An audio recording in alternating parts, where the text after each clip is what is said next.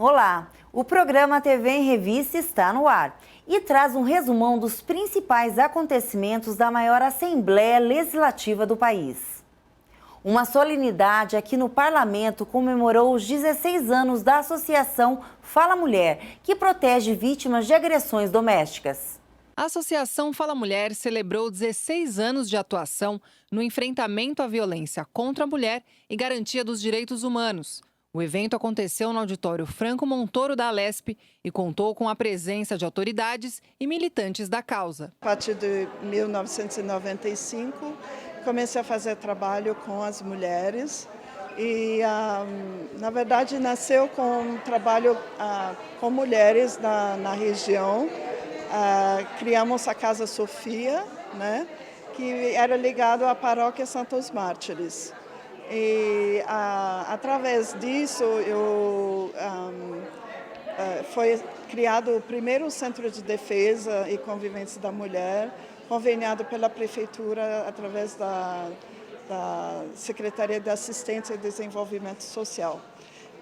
E como era ligado a uma paróquia, eu sempre quis ter uma ONG que era feminina, onde a direção seria, né, feita por mulheres, com mulheres. Então, a ideia era de dar uma continuidade a esse trabalho, mas com esta ONG feminina. Nós temos 2 tipos de serviço. 4 serviços que são ligados diretamente à mulher, né, devido à questão da violência doméstica, né. 2 deles atendem em casas em que elas têm atendimento de psicóloga, assistente social, advogado, que a gente tem homens trabalhando também, né? E nesses locais também elas são atendidas com relação à geração de renda. Elas têm oficinas e oportunidade junto à Sebrae e outros apoiadores para se tornarem empreendedoras. Várias delas já são, né, professoras, elas já têm microempresa, tudo, né, graças ao trabalho que elas desenvolveram de geração de renda nesses locais. São os Centros de Defesa e Convivência da Mulher, um na Casa Verde, outro no Butantã. E atende 100 mulheres por mês em cada um desses serviços. Mas na linha da violência doméstica mais grave, né, situação de morte iminente, né, risco de morte iminente, a gente tem 2 abrigos sigilosos para 20 pessoas, mães e filhos, um na Grande São Paulo e um em São Paulo. A solenidade contou com um ciclo de palestras ligados ao tema. A promotora de justiça Eliana Vendramini falou sobre o papel do judiciário na proteção das mulheres. O Brasil ele teve uma mudança mais ressignificante a partir da condenação do país na OEA, em razão da violação massiva de direitos da mulher, no caso Maria da Penha.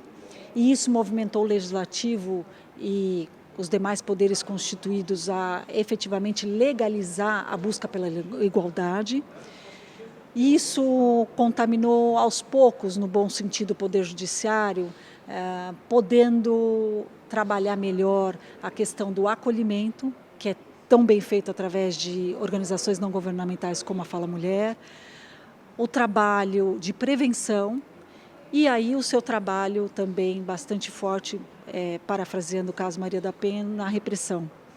Hoje, a nossa grande preocupação é reforçar esses laços. Desde sua fundação, em 2004, a Associação Fala Mulher já atendeu mais de 25 mil mulheres vítimas de violência doméstica e acolheu mais de 800 pessoas, entre mulheres e filhos, em abrigos sigilosos. Foi maravilhoso porque é uma associação que acolhe mulheres e no momento que eu estava em situação de vulnerabilidade social e foi uma ONG que me acolheu junto com meu filho. E eu comecei a participar, fazer alguns trabalhos mensais lá. Sempre a gente tinha o almoço, tinha o aniversariante do mês e tinha todo o acolhimento com psicólogos, terapeutas e assistente social.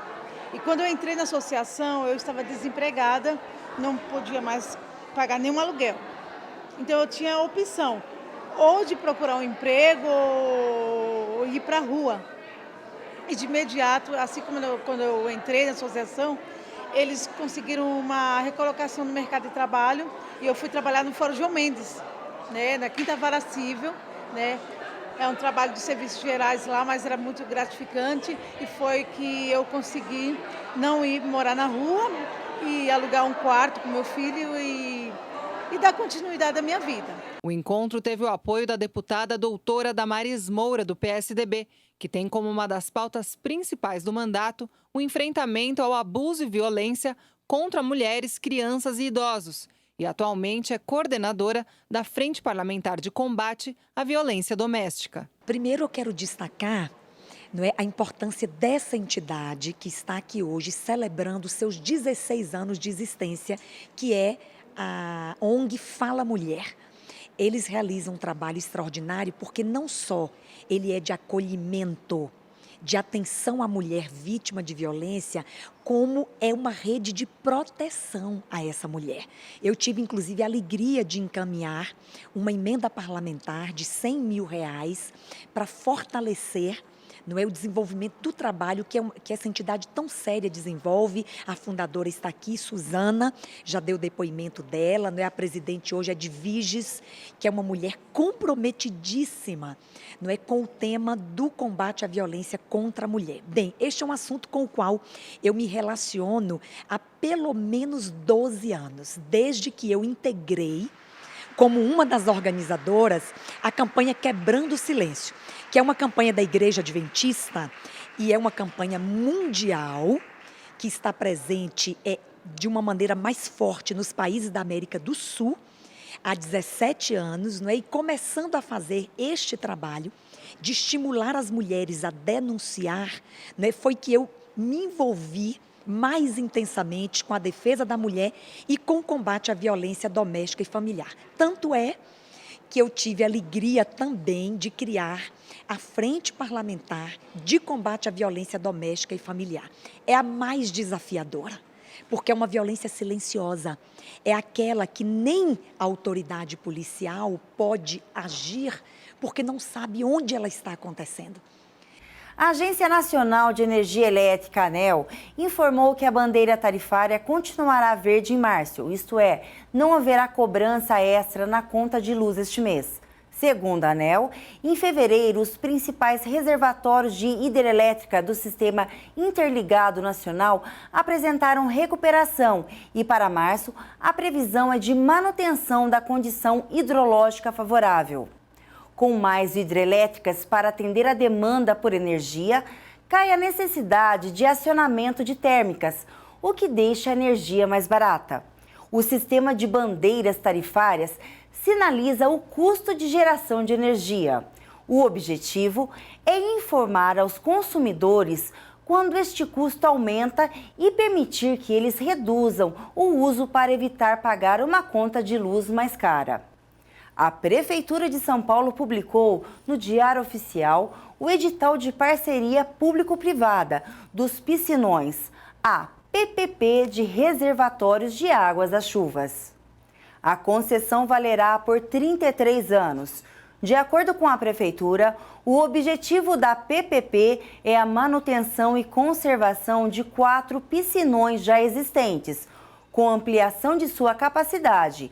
Também está prevista a construção e operação de 5 novos reservatórios.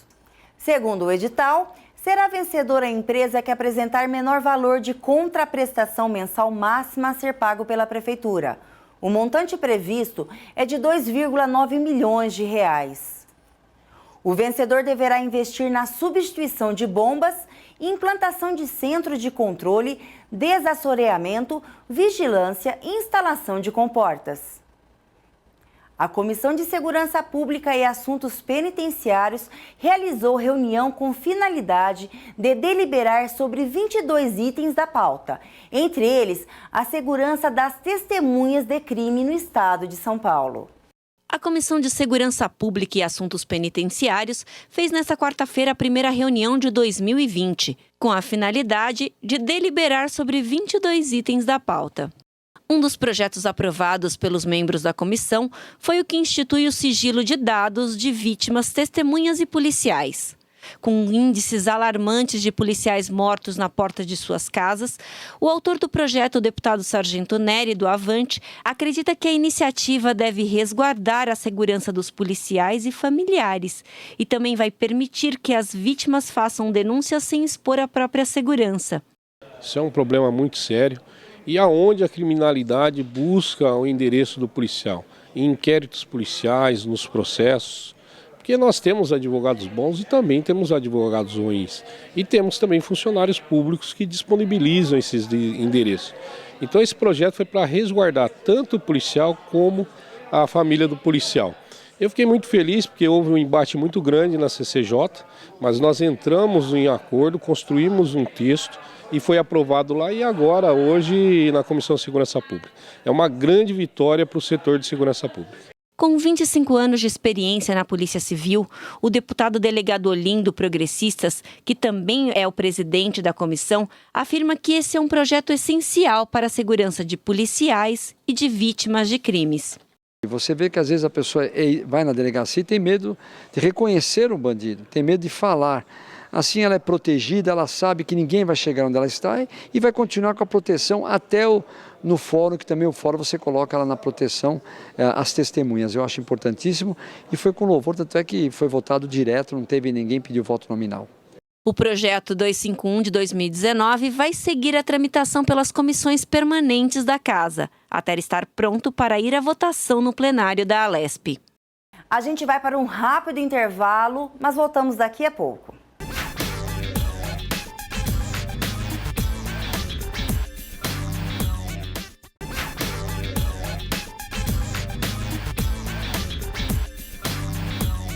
As 5.000 escolas estaduais de São Paulo terão ações de prevenção contra o novo coronavírus. Os colégios já estão com cartazes trazendo orientações sobre a prevenção da doença. Uma outra sugestão da Secretaria do Estado da Educação é que as escolas façam um dia D, com palestras de especialistas e dicas de higiene. A principal medida é lavar bem as mãos antes e depois das aulas. A Comissão de Transporte e Comunicações da Assembleia Legislativa de São Paulo realizou a primeira reunião do ano no plenário Tiradentes. Além da discussão e aprovação de projetos de lei, a retomada da construção do trecho norte do Rodoanel esteve em debate. Os parlamentares presentes na reunião pediram mais tempo para avaliar algumas propostas e aprovaram projetos de lei que estavam na pauta do dia. Foi o caso do projeto de lei 481, de autoria do deputado Rodrigo Gambale, do PSL, que propõe a simplificação para obter a segunda via do certificado de registro de veículos no estado de São Paulo. Para quem tem veículo e tem aquele documento de transferência e já teve problemas com o extravio, a perda dele ou muitas vezes a rasura, quando vai tirar uma segunda via, ele precisa, além de gastar e pagar por essa segunda via, ele ainda precisa levar o seu veículo para fazer vistoria. Então, hoje, é uma burocracia muito grande para você conseguir uma segunda via dessa documentação. Qual que é a nossa ideia do nosso projeto? Simplificar. Então, por exemplo, se você precisar de uma segunda via, você não ter esse custo adicional a se pagar, como foi aprovado hoje o projeto aqui na comissão. Caso você precise, a partir da terceira via, aí sim você arcar com esses custos da documentação. Durante a reunião, o presidente da comissão, o deputado Ricardo Madalena, do PL, informou aos participantes sobre a realização de uma audiência pública no próximo dia 9, para tratar da retomada da construção do trecho norte do Rodoanel. Nós temos o trecho oeste, trecho sul, trecho leste. E agora, para concluir, o trecho norte. E a retomada das obras agora, com a conclusão do trecho norte, forma-se o anel em volta de São Paulo, unindo todas as rodovias de mais relevância e importância do estado de São Paulo. Por que não dizer do Brasil, né? Que são rodovias como Regis Bittencourt, Imigrantes, Anchieta, Dutra, Fernão, Bandeirantes, então Castelo Branco. Então todas as rodovias vão estar interligadas para ir aliviar o trânsito no centro de São Paulo, ou seja, nas marginais. Então é de suma importância essa retomada das obras pelo governo do estado através da Secretaria de Transportes e Logística de São Paulo. Sem dúvida nenhuma, uma comissão de suma importância para o governo do estado, aqui do nosso estado de São Paulo, para a população do nosso estado de São Paulo, que aqui todos os temas relacionados à infraestrutura é tratado nesta comissão. Ou seja, retomada de obras importantes para o estado de São Paulo, a concessões dos aeroportos, travessias de balsas, enfim, toda a parte aeroviária, a parte ferroviária também é tratado nesta comissão. Então é uma comissão que vai ter muito trabalho no ano de 2020, com certeza. O deputado José Américo, do PT, pediu durante a reunião que a comissão solicite ao governo do estado o relatório sobre as falhas na construção do trecho norte do Rodoanel. Uma importância muito grande, porque o relatório foi feito pelo IPT. Acho que foi correto o governo do estado pedir isso antes de retomar a obra do Rodoanel, né? É um relatório que apresenta 1.400 falhas na obra do Rodoanel. 1.400 falhas, sendo que 60 dessas falhas são graves, ou seja, coluna torta, falta de sustentação de pilastra, coisas muito graves, né? Então, esse relatório vai ser a base para a nova licitação. Como você próprio mencionou, vai ter uma audiência pública, agora no começo de março, onde vai se discutir os elementos da nova licitação. Então, na verdade, quero ter acesso a esse documento para que a gente possa se municiar de informações e podermos ir na audiência pública da nova licitação. O Rodoanel Norte é uma obra muito grande, só para dar uma ideia para as pessoas, ele deveria custar 10 bilhões de reais, vai custar 12, graças ao fato de que as empresas que tocavam esse Rodoanel, que a gente constatou aqui que está cheio de falhas, essas empresas foram descredenciadas. E agora está fazendo uma nova licitação corretamente para buscar novas empresas para terminar o Rodoanel. Ao final, os parlamentares que integram a comissão deram boas-vindas à deputada Carla Morando, do PSDB. A deputada falou dos desafios de sua legislatura e da Comissão de Transportes, especialmente dos problemas de sua região, o ABC Paulista. A nossa região ela tem bastante dificuldade, senão que já é uma pauta de mais de 15 anos, 12 a 15 anos, da nossa região do Grande ABC, e que vai ser o maior piscinão construído de 990 milhões de litros, né? Então vai ser muito importante, acho que vai dar para ajudar bastante ali essa região do Grande ABC. 9 deputados participaram da primeira reunião ordinária da Comissão de Finanças, Orçamento e Planejamento. Na presidência do trabalho, o deputado Wellington Moura, do Republicanos. Item 2, projeto de lei 807/2017, deputado Roberto Engler e deputado Ed Thomas. Institui o mês Setembro Verde, dedicado à ação de inclusão social da pessoa com deficiência. O relator foi o deputado Paulo Fiorilo. Os deputados iniciaram a reunião com o registro dos pedidos de vista. Dos 34 itens da pauta, 16 vão ser revisados pelos deputados e voltam para a pauta da próxima reunião. Eu queria dizer que, deputado Alex, eu pedi pela ordem para solicitar vistas, mas se o senhor precisar, eu posso aqui fazer, antes das vistas, um introito. Foram aprovados 3 projetos de lei. O 807, de 2017, de autoria conjunta entre os deputados do PSB, Roberto Engler e Ed Thomas, que institui o mês Setembro Verde, dedicado às ações de inclusão social da pessoa com deficiência. E 2 de autoria do ex-deputado Afonso Lobato, o número 137 de 2018, que altera a redação do inciso 4 do artigo 2º da Lei 5.380, de 1986, que dispõe sobre a outorga do Prêmio Governador do Estado, destinado às artes, à ciência e à tecnologia, e o de número 221 de 2018, que dispõe sobre o mapeamento das zonas litorâneas para a instalação de usinas de energia maremotriz no Estado.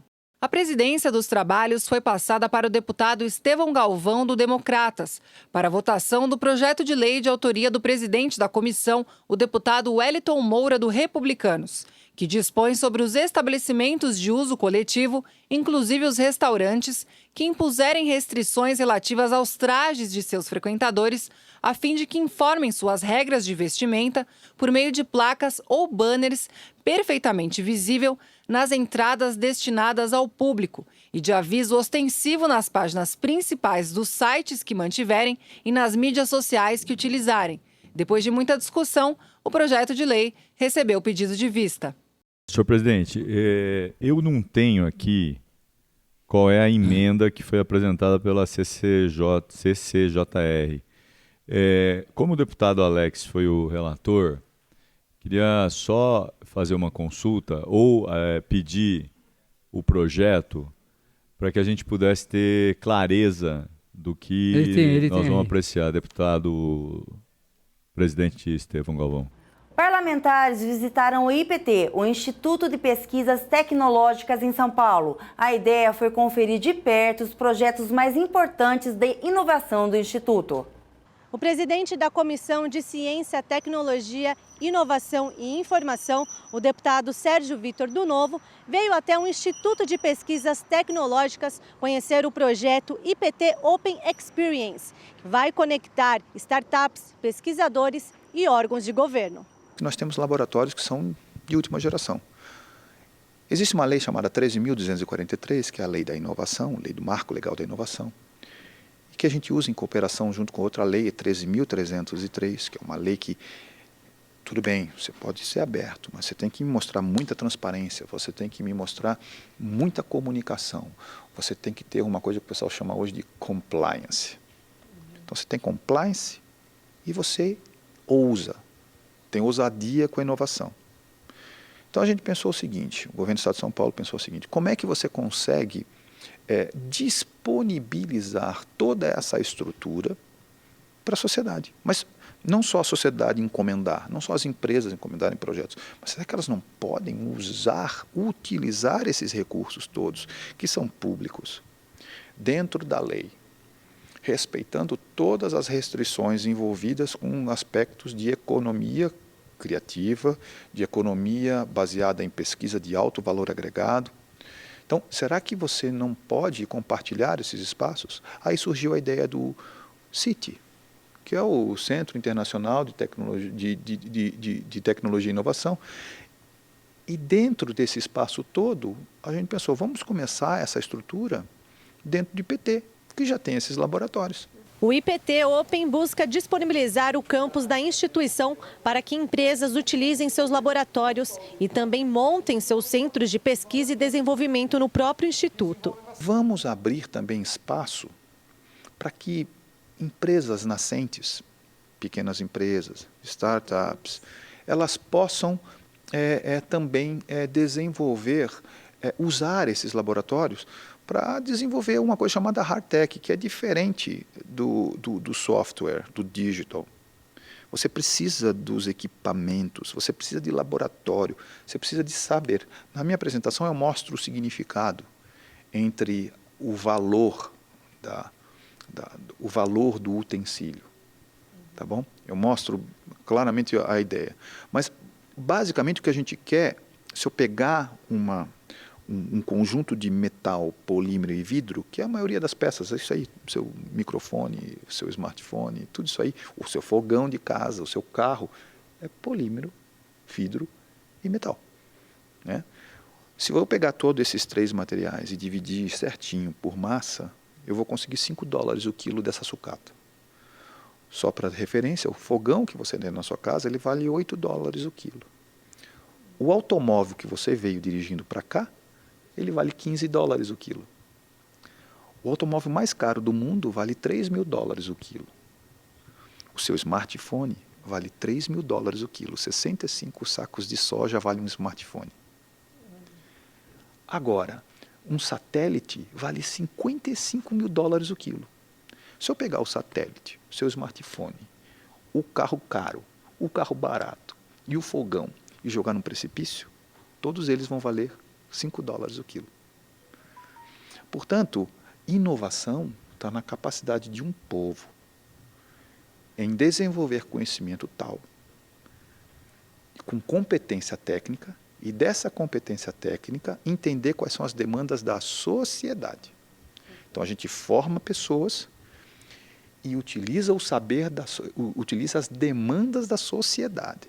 O deputado Sérgio Vitor destacou que é importante entender como o poder público se relaciona com a iniciativa privada, com o terceiro setor e com a sociedade civil organizada.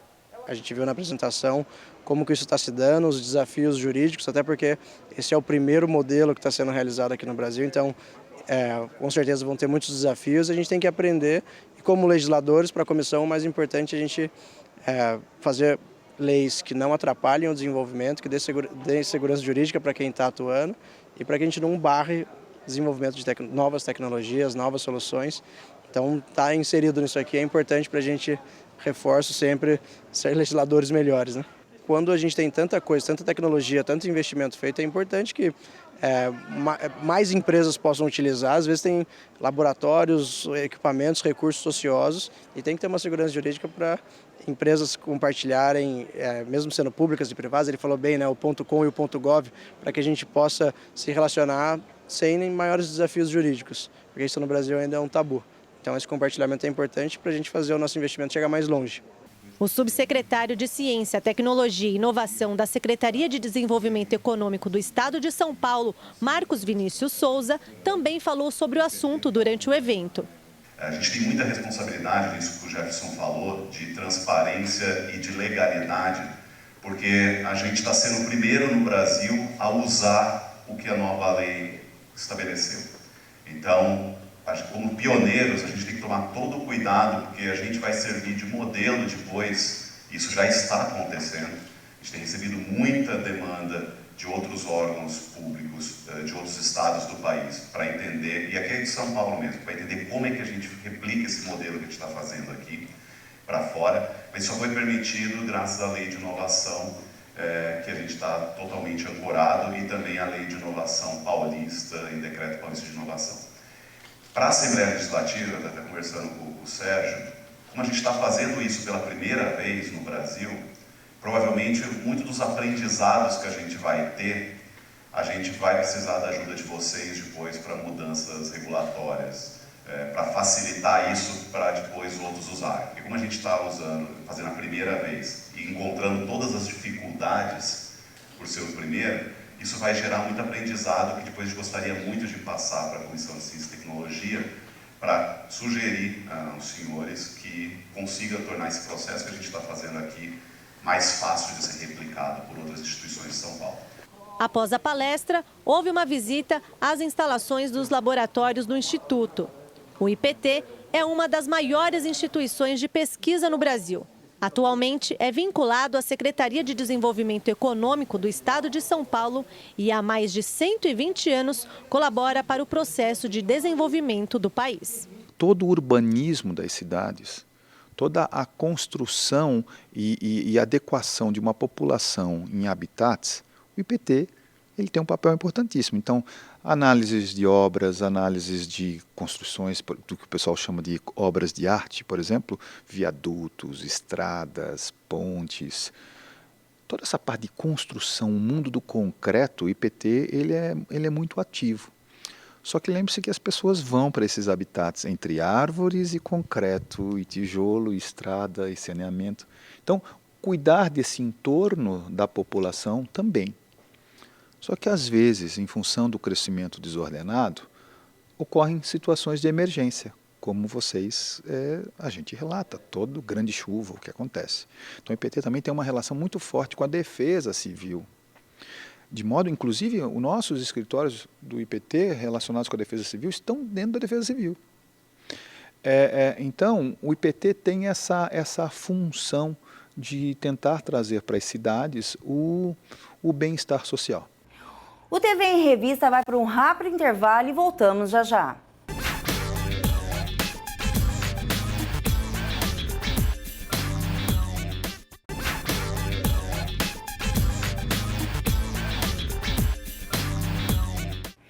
Deputados da Assembleia Paulista discutiram em segundo turno a proposta de emenda à Constituição, que altera o regime de previdência dos servidores públicos do Estado de São Paulo.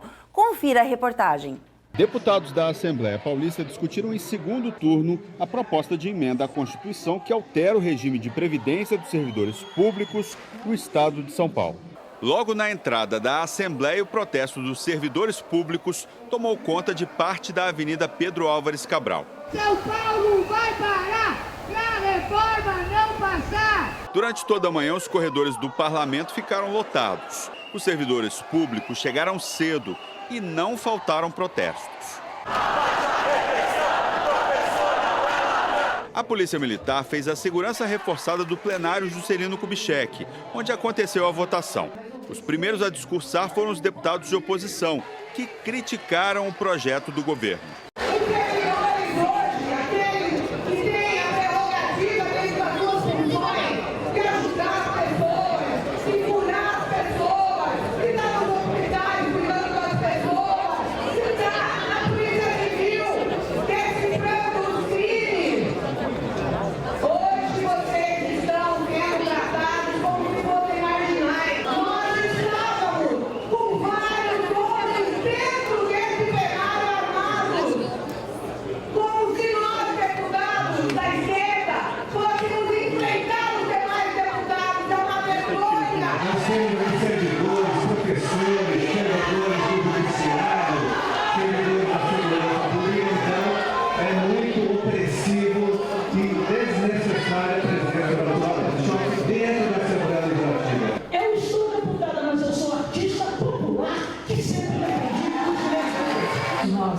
Tivemos momentos aguerridos, mas o respeito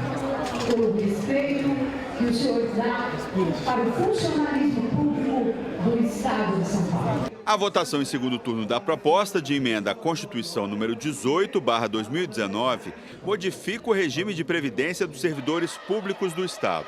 A proposta foi enviada à Assembleia Legislativa pelo governador João Dória em novembro de 2019 e foi aprovada em primeiro turno no dia 18 de fevereiro deste ano, em meio a uma batalha judicial entre o Tribunal de Justiça do Estado e o Supremo Tribunal Federal. Para alterar a Constituição estadual, a proposta precisava de uma segunda votação com um mínimo de 57 votos. O objetivo do governo estadual é economizar 32 bilhões de reais com as mudanças na aposentadoria dos servidores públicos em 10 anos. Em 2018, a Previdência Paulista custou 35 bilhões de reais aos cofres públicos com o pagamento aos aposentados e pensionistas. Entre os principais pontos da reforma estão idade mínima para a aposentadoria de 62 anos para mulheres e 65 anos para homens. A contribuição mensal dos servidores sobe de 11% para 14%.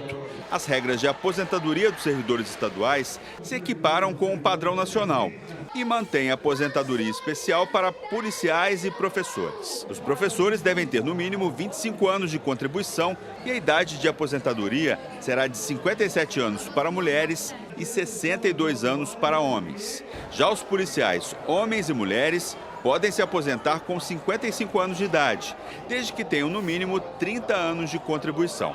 Aprovada a proposta, a mesa diretora aqui da Assembleia publica e promulga a mudança, que não precisa de sanção do governador. Eu fiquei calado durante a condução desses trabalhos, mas eu quero aqui também dizer a todos os deputados e deputadas a quem eu vou me dirigir claramente no dia de hoje. A democracia da representatividade dos 45 milhões de habitantes, ela é feita por 94 parlamentares, que têm direito a voz e voto, que vêm aqui a esse plenário, colocam suas posições, sejam elas quais forem e para qual lado for, mas colocam e tem que ter o direito, qualquer outra representação que não seja dos 94 deputados, né, nós fugimos aí das possibilidades e da linha do que a Constituição determina, que é a representação dos poderes, e esses poderes estão representados pelo Poder Legislativo. A hora que eu, como presidente da Assembleia, independente das posições de cada um, fui agredido o dia todo, independente das posições de cada um, eu, como presidente, tenho a obrigação de garantir que vocês, deputados estaduais, possam vir aqui livremente expressar e manifestar a posição de vocês. E aí eu quero, Coronel Telhada, de maneira infeliz por conta de um direito de manifestação que nós todos reconhecemos e legitimamos, todos aqueles que vêm aqui se manifestar de posição contrária. Infelizmente, detectamos no meio dessas pessoas que de maneira pacífica vêm à sede do Legislativo para fazer a sua manifestação, seja contrária ou favorável ao projeto de lei, né, nós identificamos 19 sujeitos chamados Black Blocs, que vieram aqui à sede do Legislativo, todos eles já devidamente qualificados pelas câmeras do Poder Legislativo, que vieram unicamente com o intuito de quebrar tudo, de causar confusão e para impedir o direito desses parlamentares. E aí eu quero, diante desse fato, eu não vou generalizar, a manifestação ela é legítima, cada um que vem aqui vai ser sempre respeitado, mas diante desse fato, desses 19 sujeitos Black Blocs, a polícia agiu corretamente. Então eu quero cumprimentar aqui o Coronel Robson e todos os policiais militares da Assembleia Legislativa de São Paulo e aqueles que vieram auxiliar. A Polícia Civil também, porque a polícia não agiu, a polícia reagiu a uma ação de depredação por conta de 19 indivíduos que vieram trazer problemas ao Legislativo para impedir o processo de votação, e nós não podemos deixar de reconhecer a atividade de todos que estiveram aqui. E eu vou, independente da posição, respeito cada um, o que pensam de mim, deixam de pensar, enquanto eu estiver, porque fui eleito para ser presidente da Assembleia, eu vou garantir o direito dos senhores 94 parlamentares de virem aqui falar e votar, tá certo? Esgotado o objeto da presente sessão, está levantada a sessão. Logo mais peço ao deputado Gil Maci que possa abrir aqui a sessão ordinária.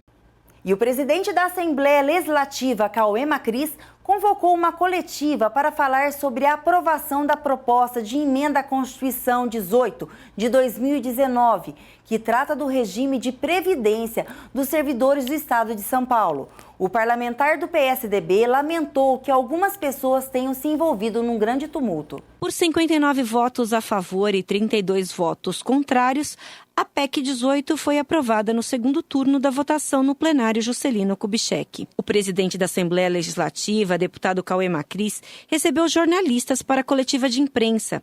O deputado explicou como foi a organização para receber servidores e deputados nesse dia de votação. Eu lamento aquilo que aconteceu durante o processo de votação aqui na Assembleia Legislativa de São Paulo. Os manifestantes que vieram aqui de maneira legítima, colocar suas posições, sejam elas contrárias ou favoráveis à reforma, enxergaram e assistiram o palco de uma depredação por parte de alguns poucos Black Blocs e também vândalos que acabaram se juntando a esses Black Blocs, que quebraram muitas coisas dentro da sede do Poder Legislativo. Nós e a Polícia Militar, que agiu corretamente na maneira de poder garantir a ordem e o direito democrático dos parlamentares de fazerem e realizarem o seu voto de maneira democrática, como assim bem entender, conseguiram segurar essa manifestação para que ela não atingisse o plenário, diferente de outros estados, garantindo a votação da Previdência e da PEC da Previdência aqui no nosso estado de São Paulo. Então,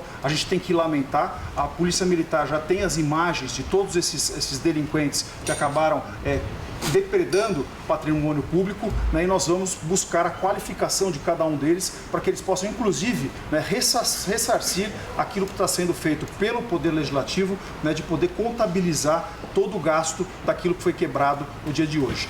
Banheiros, pias, encanamentos entupidos, portas quebradas, portas arrombadas, policiais feridos. Essa é a consequência dessa atuação por parte desses vândalos. Quando você fala de uma reforma, você fala de mexer com a vida das pessoas. Algumas pessoas, no caso do funcionalismo público, está sendo envolvido dentro de uma discussão, que é uma discussão que acaba colocando situações diferentes daquela de quando ele entrou para prestar o serviço público. Agora, nós não podemos negar que a Previdência ela é um problema do Brasil, foi discutido agora no Congresso Nacional de maneira paliativa, não resolve todo o problema da Previdência no plano nacional, e não podia deixar de ser discutido no Estado. Em São Paulo, são 32 bilhões a mais que se gasta em Previdência do que se gasta com qualquer outro setor né, é o maior gasto de previdência do que qualquer outro setor. Então, era um tema que precisava ser debatido, né, não tinha outra alternativa. Agora, é natural que os ânimos numa discussão como essa sejam acalorados, não tanto quanto foi. Mas, infelizmente, não era o que nós gostaríamos. Agora, terminou essa discussão, foi aprovado pela ampla maioria, foram 59 votos, né, que representam aí mais de 65% da população do Estado de São Paulo. E agora vamos à discussão do projeto de lei complementar da Previdência. O deputado estadual Castelo Branco, do PSL, junto com a direção do Hospital Militar e do jornalista Fagner Moura, receberam convidados civis e militares para o lançamento do livro Hospital Militar Diária de São Paulo, 100 anos a serviço do Brasil. A história do HMASP se mistura à do estado de São Paulo, como explica o autor do livro. Nós temos um relato aí de 254 anos de história, quando ele é fundado no pátio do colégio, no centro da cidade, pelo capitão-general Dom Luiz Antônio de Souza Botelho Mourão, o 4º Morgado de Mateus.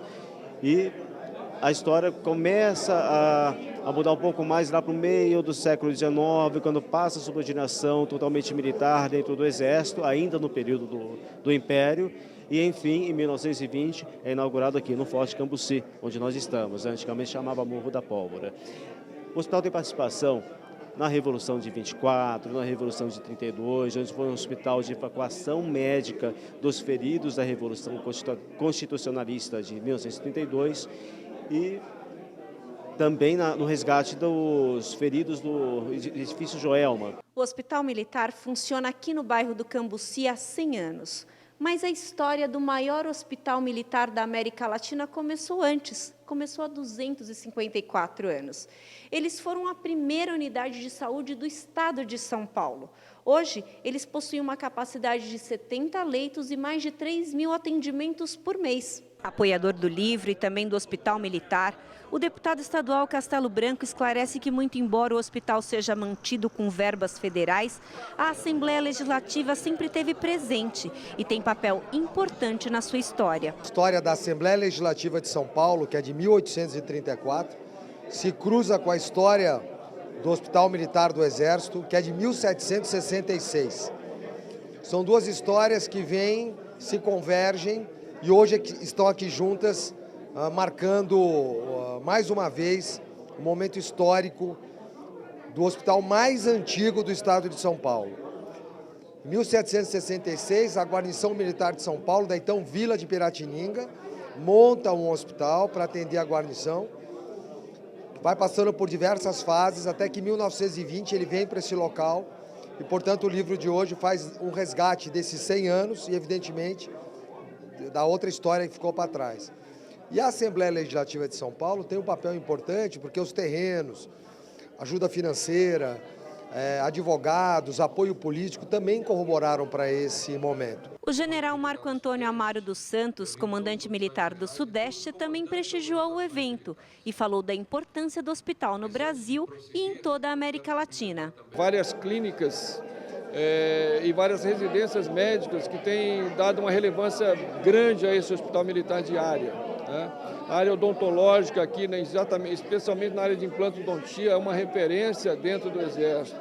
A clínica médica também. Nós temos aqui o professor Antônio Carlos Lopes, que é extremamente reconhecido, não apenas dentro do Exército, mas em toda a sociedade médica paulista e brasileira, né? Um professor que já lançou 57 livros na área de clínica médica e que prestigia com a sua presença, com o seu trabalho, esse Hospital Militar Diário. O médico e general Shelby Coac, diretor do HMASP, conta sobre a importância do hospital para os militares, inclusive por seu atendimento na área de neurocirurgia e no controle epidemiológico. O potencial nosso é de 5.000 atendimentos, mais ou menos, por mês. Atendimento ambulatorial, né? Em termos de internação hospitalar, ela tem variado entre 50 a 70 baixas, né, diárias. E que desde 2015 se tornou um hospital quaternário.